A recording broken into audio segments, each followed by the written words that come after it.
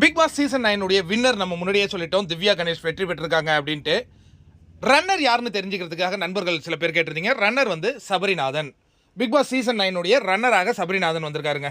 இது வந்து ஒரு மிராக்கல் அப்படின்னு பேசிக்கிறாங்க. என்ன காரணம் மிராக்கல் அப்படின்னா, சபரிநாதனை பொறுத்த வரைக்கும் ஆரம்பம் ரொம்ப அற்புதமாக இருந்தது. முதல் 2-3 வாரங்கள் அவருடைய கேம் ரொம்ப பிரமாதமாகவே இருந்தது. அதற்கு பிறகு ஒரு இன்சிடென்ட் நடந்தது. அந்த கேப்டன்சி டாஸ்கில் இவர் கேமில் தான் அது இது பண்ணிட்டாரு. அதனால அந்த குறும்படம் போட்டதுக்கு பிறகு இவருடைய அந்த கான்ஃபிடென்ட் லெவல் வந்து 0க்கு போயிடுச்சு. அதுக்கப்புறம் 0லேருந்து மைனஸ் வரையும் போயிட்டு இருந்தது. அதற்கு பிறகும் இவர் நம்மளை எவிக்ட் பண்ணிட மாட்டாங்கங்கிறதுல ஒரு தெளிவாக இருந்தார்.